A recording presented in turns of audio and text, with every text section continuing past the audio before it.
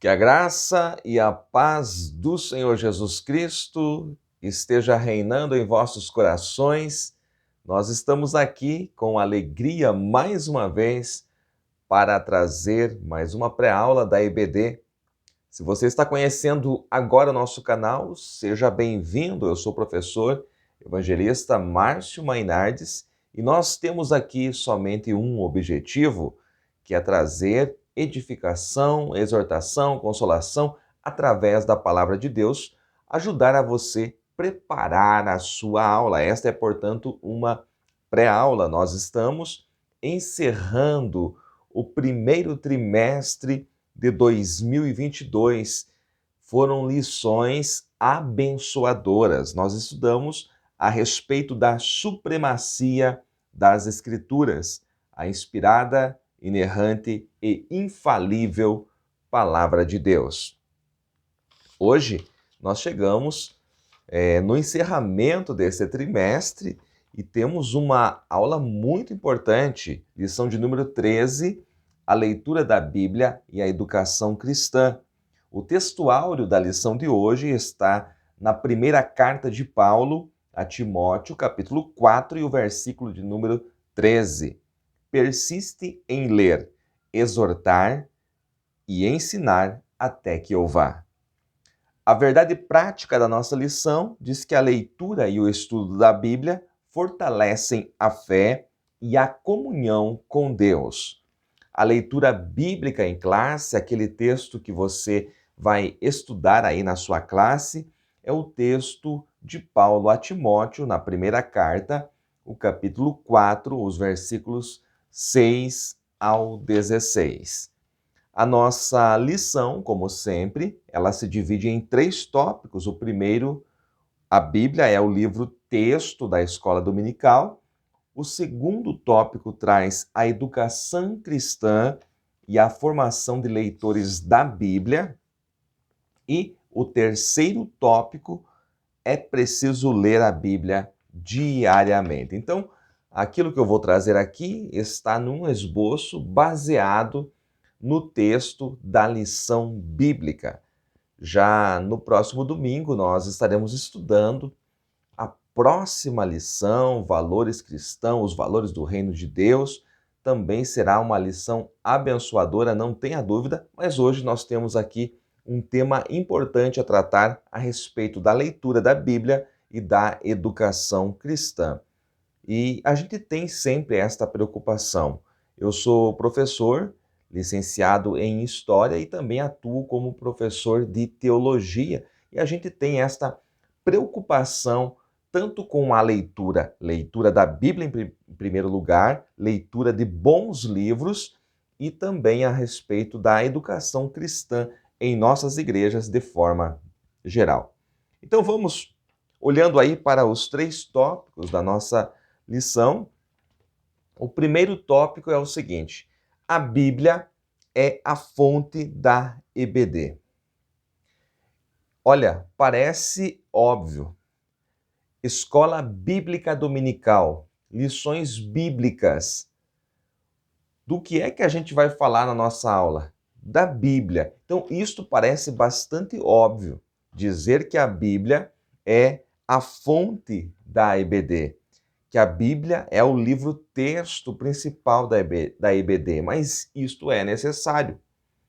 Hoje, nós temos muitas escolas dominicais em muitos lugares do Brasil, não é só em uma região, não estou falando de algo assim, que eu vi, algo somente aqui na nossa região. Isto acontece aqui como acontece em outros estados também.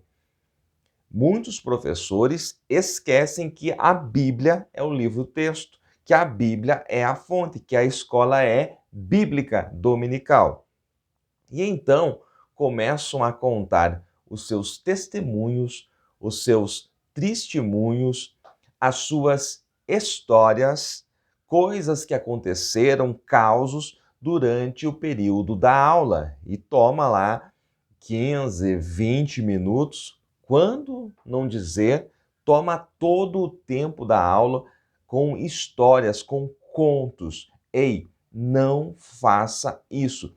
Se você que está me assistindo agora é um professor da escola bíblica dominical, seja bíblico. Você vai domingo para a igreja para ministrar a Bíblia. Você tem a lição, que é a sua apostila, o seu auxílio, mas você está embasado na Bíblia.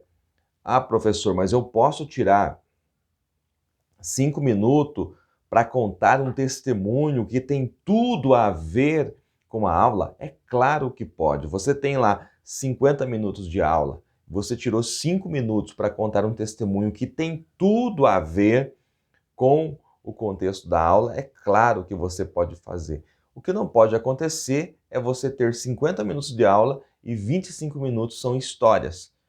E daí conversas e 15 minutos de Bíblia. Isso não pode acontecer. Quando também nós temos uma outra situação, que é, às vezes os alunos começam a debater a Bíblia. Não, você é o professor, você que é o líder da classe, é você que Deus chamou e a autoridade para ministrar está sobre a sua vida. Então é você que ensina, você tem que ter autoridade para que a sua classe não se torne uma bagunça, mesmo falando da Bíblia, discutindo ou debatendo a Bíblia. Não, é uma aula. E o livro-texto, a fonte desta aula é a Bíblia Sagrada. E por que a Bíblia Sagrada é a fonte da EBD? Porque é necessário manter a unidade doutrinária. Nós temos aqui no primeiro tópico alguns objetivos que o autor da lição está procurando trazer. Por que a Bíblia é o livro-texto, o livro-fonte da EBD? Porque nós precisamos manter a unidade doutrinária. A Assembleia de Deus sempre procura manter esta unidade. Então, o conteúdo, diz o nosso autor aqui, expressa a ortodoxia professada pelas Assembleias de Deus e contribui para manter a unidade doutrinária da Igreja e atua como um antídoto contra as heresias. É necessário também que o superintendente da escola, seja da escola dominical, seja dos cursos teológicos, ele tenha uma pedagogia. Então é necessário que, para nós ensinarmos a Bíblia, nós precisamos utilizar-se de um método pedagógico. Eu sou professor de história e eu sei que não é de qualquer maneira que você atrai os alunos numa aula de história. Você precisa ter alguns métodos. Da mesma maneira, na escola bíblica dominical, nós precisamos ter metodologia. Portanto, não é qualquer um que você vai indicar para ser professor de alguma classe. Para cada classe, para cada faixa etária, nós precisamos utilizar-se de uma pedagogia diferente. Precisam ser pessoas preparadas, mas muito preparadas para assumir uma classe na escola dominical.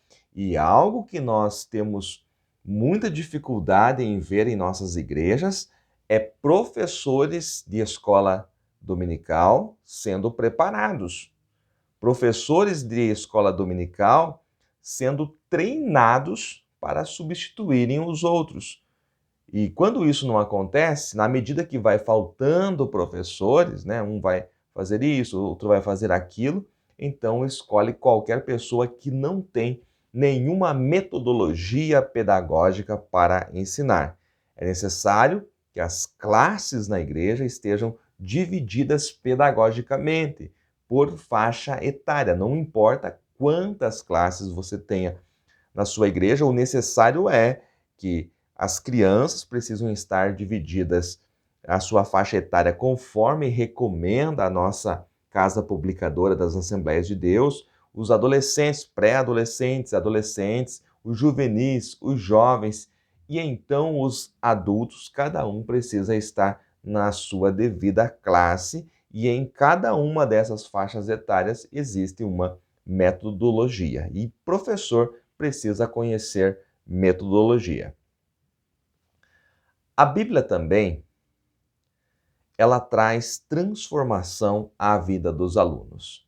Se a Bíblia não for o livro-fonte, se a Bíblia não for o livro-texto, não vale a pena ter EBD, porque somente a Bíblia pode transformar a vida dos alunos. As histórias que você tem para contar, por mais verdadeiras que sejam, não podem trazer transformação na vida do aluno. Os testemunhos que você às vezes conta indevidamente na sua classe não podem trazer transformação aos alunos, por mais que sejam verdadeiros. É a Bíblia que transforma, por isso, priorize na sua aula ali 95, 96, 97% do tempo com o ensino da Bíblia. A Bíblia também ensina os padrões éticos e morais da vida cristã. Querem ensinar ética, querem ensinar moral, utilize-se da Bíblia. A coisa mais complicada que existe é quando um professor quer ensinar ética, moral, valores dentro de uma classe, utilizando-se da sua vida como exemplo. Isso soa como arrogância, meu irmão, minha irmã. Se você vai ensinar ética, moral, valores cristãos, toma a Bíblia, toma ali o sermão da montanha, o sermão do monte de Jesus, Mateus 5-7, toma outros textos dos apóstolos, do apóstolo Paulo, do apóstolo Pedro, para que você tenha uma base para falar de ética, moral, valores. É muito feio quando alguém se coloca como exemplo. Ele que está ensinando é o exemplo, é o padrão ético, moral. E eu já assisti a aula assim, que o professor ele ia ensinar esse tema e se colocava como um exemplo. Olha, eu fiz assim nessa situação. Não.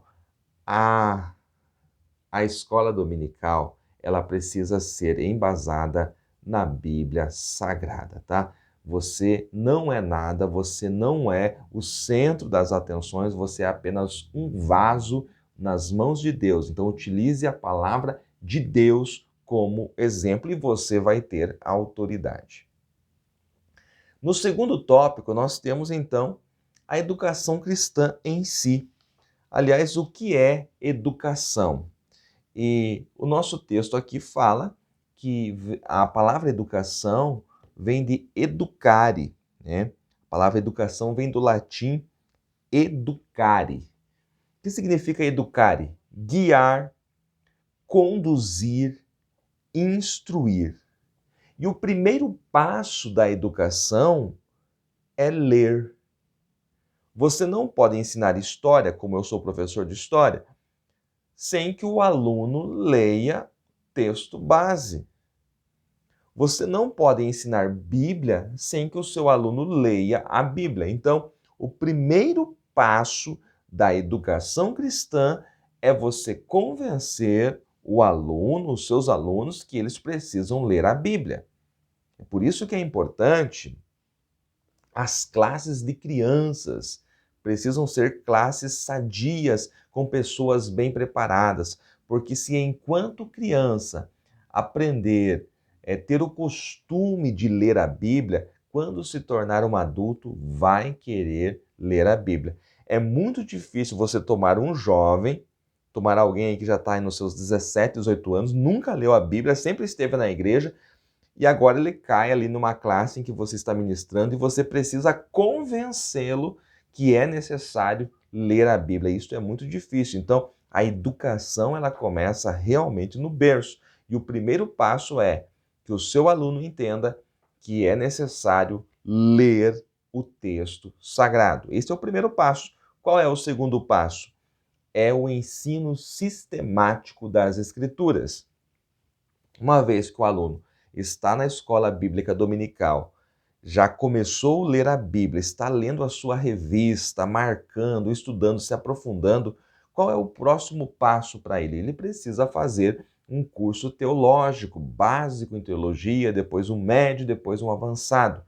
Nesses cursos teológicos, ele vai ter ali um ensino sistemático. A EBD não é um ensino sistemático? É sim, mas é bem resumido. Então ele precisa fazer um curso à parte, que normalmente as igrejas têm, Aqui no Paraná nós temos tanto o IBADEP quanto o CETADB, que são institutos oficiais da nossa convenção, e aqui nós aprendemos o ensino sistemático, a teologia sistemática nesses cursos. Então, o próximo passo, o segundo passo, é você encaminhar o seu aluno aí da EBD para que ele possa se aprofundar fazendo um curso teológico de teologia sistemática. Quais são os objetivos da educação cristã?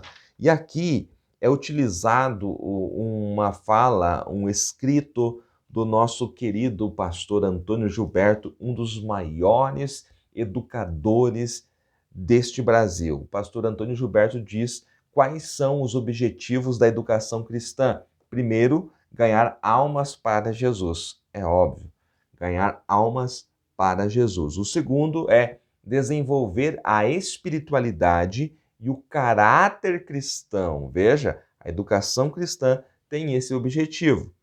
E o terceiro é treinar o cristão para o serviço do mestre. 3 objetivos da educação cristã: ganhar almas para Jesus, desenvolver a espiritualidade e o caráter cristão e treinar o cristão para o serviço do mestre. A simples leitura do texto não basta. É necessário o exame minucioso da Bíblia e a meditação. Meditar é diferente de apenas ler. Primeiro nós falamos de ler, agora é preciso também meditar.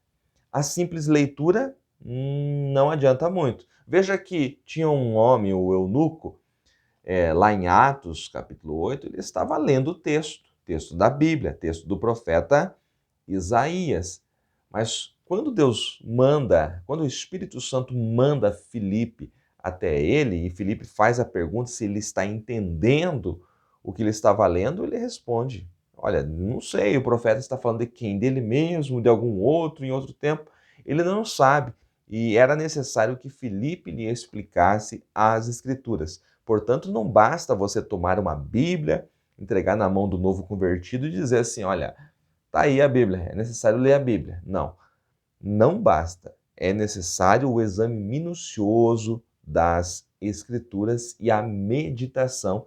E é você, como professor, como discipulador, que vai acompanhar os novos convertidos para que eles aprendam que precisam não somente ler, mas meditar, examinar as Escrituras. Tem crente, olha, crente antigo na igreja que não examina as Escrituras, e é preciso examinar. Eu lembro aqui de Atos 17, 10 e 11, onde está escrito o seguinte: e logo os irmãos enviaram de noite Paulo e Silas a Bereia, e eles, chegando lá, foram à sinagoga dos judeus. Ora, estes eram mais nobres que os que estavam em Tessalônica, porque de bom grado receberam a palavra, examinando cada dia nas Escrituras se estas coisas eram assim. Em Tessalônica, Paulo pregou e simplesmente aceitaram o que ele pregou. Ora, isso é bom, mas em Bereia, os bereanos, eles procuravam nas Escrituras onde é que Paulo tinha tirado aquilo. Procuravam conferir nas Escrituras se era daquela maneira realmente que Paulo estava pregando. Então, você precisa ser bereano, você precisa conferir na Bíblia se aquilo que está sendo pregado, aquilo que está sendo ensinado para você é realmente o ensino das Escrituras. Para se ler a Bíblia, é necessário ajuda. É claro, professor, você já falou que é preciso alguém ajudar os novos convertidos. Não. Agora não estou falando nisso. Estou falando que durante a leitura e meditação das Escrituras, você vai passar por momentos em que você não vai compreender a profundidade do texto escrito. Eu já passei por isso. Então você necessita de uma ajuda do alto. E quem é o nosso ajudador? O Espírito Santo, ele é o nosso auxílio, o nosso ajudador. Ele nos auxilia na interpretação das Escrituras. Quando você estiver de coração aberto, lendo, meditando nas Escrituras e não compreender, dobre os seus joelhos, peça auxílio, peça ajuda ao Espírito Santo, que com certeza ele te ensinará, dará a interpretação daquilo que você necessita. Às vezes não é imediato. Quantos textos eu orei durante um tempo para que o Espírito Santo abrisse a minha mente e me desse condições para entender. E no tempo certo, quando eu tinha estrutura, eu consegui compreender. Amém? Então isso é muito importante. Todos nós precisamos desta ajuda do alto, a ajuda do Espírito Santo. O último tópico da nossa lição fala da leitura diária das Escrituras. É muito importante essa leitura. Veja o que diz o texto de Josué. Eu gosto muito desse texto. Moisés falando a Josué. Deixa eu corrigir aquilo que eu estou falando aqui, né? Você pode ver que o próprio Senhor está falando a Josué. No versículo 2, Moisés, meu servo, é morto. Então é isso que diz o versículo 2. Portanto, o próprio Senhor está falando a Josué. Está aí corrigido, tá? Versículo de número 8, que eu quero, diz o seguinte: não se aparte da tua boca o livro desta lei. Antes, leia? Não. Antes medita nele dia e noite, para que tenhas cuidado de fazer conforme a tudo quanto nele está escrito, porque então farás prosperar o teu caminho e serás bem-sucedido. Olha, Josué, para que você seja o sucessor de Moisés e seja bem-sucedido, você não pode se apartar do livro desta lei. Você precisa não só ler, mas meditar nele dia, noite e ter o cuidado de fazer conforme a tudo que nele está escrito, e assim você fará prosperar o teu caminho e terás sucesso, serás bem-sucedido. Ainda falando desse tema de meditar, eu lembro aqui do Salmo, deixa eu ir para lá, o Salmo 1, né? Salmo 1, versículo de número 2. Antes tem o seu prazer na lei do Senhor e na sua lei medita de dia e de noite. Aqui a palavra está dizendo que é bem-aventurado este homem, que é feliz este homem que tem o seu prazer na lei do Senhor, meditando nela dia e noite. Então nós precisamos aprender isso para termos sucesso no nosso ministério, para estarmos firmados na rocha que é Cristo. Então, a leitura diária traz alguns resultados. Vamos elencar aqui 4. O primeiro, traz disciplina ao cristão. A palavra disciplina ou disciplinar, antigamente tinha um outro sentido, parecia punição, castigo, né? Mas, na verdade, disciplina tem a ver com colocar em ordem, com obediência às regras. E todo discípulo, ele é bem disciplinado, todo discípulo. Então tem gente na igreja que é indisciplinado é porque não é discípulo, é membro da igreja, mas não é discípulo de Cristo. Todo discípulo de Cristo é bem disciplinado.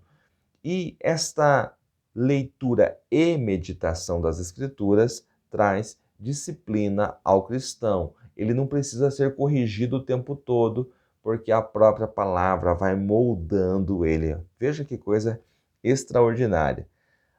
Também esta meditação traz conhecimento e aprendizado ao crente. Quantos crentes têm mais de 30 anos de carteirinha e não sabe nada da Bíblia, não conhece as Escrituras, né? Não cresceram? Então você precisa ter esse sentimento que você precisa melhorar. Eu preciso ser este ano melhor do que eu fui o ano passado, porque eu estou num constante crescimento. Então, a leitura e a meditação das Escrituras traz conhecimento e aprendizado. Também enriquece, em terceiro lugar, enriquece os nossos devocionais, aquele momento de comunhão que você tem com Deus, que é você e Deus, aquele devocional talvez sozinho ou em grupo talvez, mas a leitura e meditação da Bíblia enriquece esses devocionais. Em quarto lugar, alimenta o espírito e a alma. A leitura e a meditação da Bíblia alimenta o espírito e a alma. Assim como o seu corpo físico necessita de alimento, o espírito e a alma também necessitam. Queridos, para encerrar esta pré-aula e encerrar também este trimestre abençoado, é um momento de nós refletirmos um pouco. Quando nós, ministros do Senhor, incentivarmos realmente o povo a ler a Bíblia e proporcionarmos condições para a educação cristã dentro de nossas igrejas locais, nós veremos uma igreja extraordinária, uma igreja acima da média. O grande problema é que muitos líderes estão preocupados com coisas imediatas, com trabalhos, com eventos atrás de eventos e não param para trazer educação cristã, para investir a longo prazo na igreja. Por que os líderes, a maior parte deles, não se importam com isso? Porque educação cristã não traz resultado do dia para a noite. Ela exige tempo, ela exige esforço e os resultados são lá na frente. Então, se prefere fazer uma campanha, um evento, um congresso, nada contra, porque isso aparentemente traz um movimento e as pessoas vêm. Mas educação cristã é árduo e poucos querem investir nessa área. Se Deus tem falado com você a esse respeito, se você já é um professor, seja um professor melhor. Se você é um superintendente da escola, seja melhor. Se você é um pastor, líder de rebanho, pense nisso e faça o que estiver ao seu alcance para que a tua igreja cresça em graça e conhecimento do Senhor, tendo a Bíblia Sagrada como o centro da sua vida. Que Deus em Cristo abençoe mais e mais em nome de Jesus.